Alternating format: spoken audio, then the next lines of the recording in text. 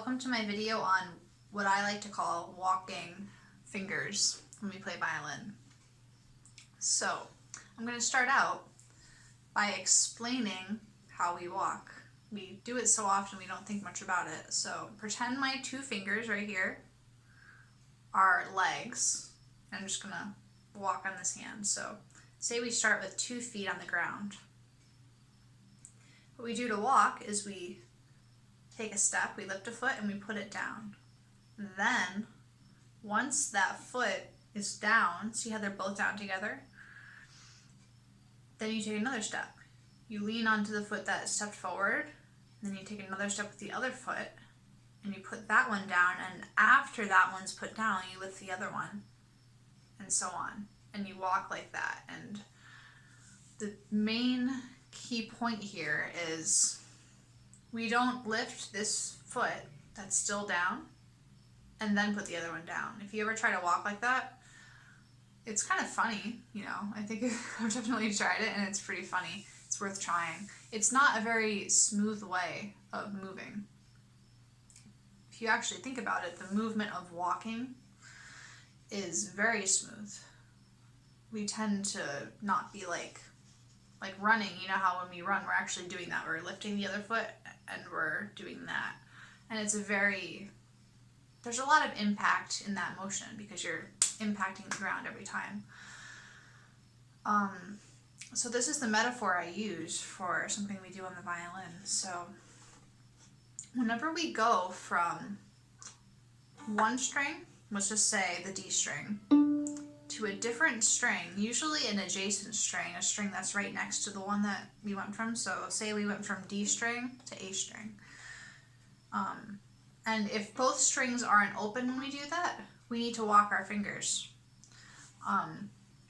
So let's take a case where we're going from a finger to an open string. So we're going from, let's say, first finger on the D string. See it there? To A string. So we want to play that. The best way to do this is to walk your fingers. So you go from E, first finger on D string, to A. And you wait to lift the finger. So we use the first finger for the note on the D string, E. And we don't lift it as soon as we go to the A string. We don't go, because that would be messier. We wait until we're on the A string and playing the A string to lift the finger. And once we get to that string, to the A string, you can lift the finger at any point. You can leave it down, you can lift it, it doesn't matter. But the main point is that you want to leave it down as you transition to the A string. And the next case is, let's say we had 2 different fingers, right? So let's say we are going from first finger, like we just were on the D string, to second finger on the A string. So we're going from that same E. And then if we try to lift this finger at exactly the point that we put the other one down, like that,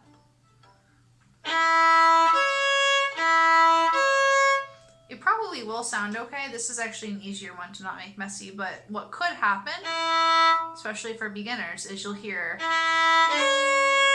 the open D. So the way to walk your fingers and make it really clean and just easier to transition, you just leave the finger down. Then you go to the A string. See how that's still down? And once you get to that next note, the second finger, you can lift the first finger at any point. Just like when we walk, once we put a foot down, we can shift our weight to that foot and lift the other one, and then we're good. That was an easy example because we went from a low finger to a higher finger on a higher string. Say we went from third finger on the D string, right here, to first finger on the A string. That's a lot harder because you have to make sure that you're not touching the A string with your third finger. So if third finger's on the D string, it actually takes a very good hand position to avoid touching the A string when you're on the D string, especially on the third finger. So first you're going to want to check that you can actually play the A string with all your fingers down, or even just the third finger, whichever you prefer. And then you want to put the first finger down before you lift this one. You just kind of shift the weight.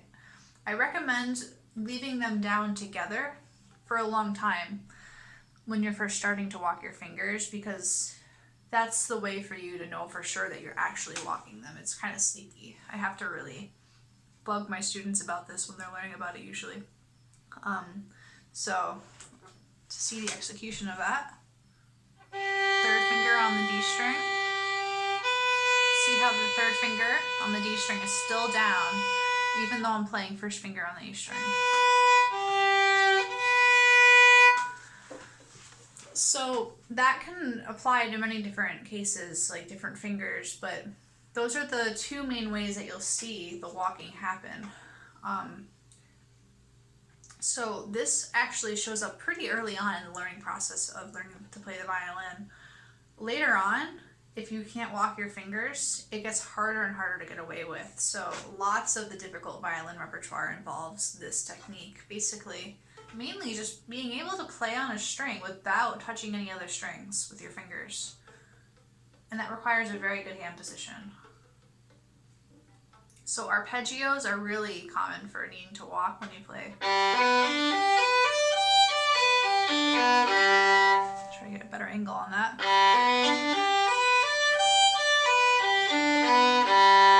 Hopefully you could see how much I actually left my fingers down. Go nice and slow. Leaving 3 down, move 3, leave 3 down, back to 3. It just shows up everywhere in the pieces that you play when you learn how to play the violin, and keep advancing on it. So thanks for watching, guys. I hope that was helpful, and I'll see you in the next video.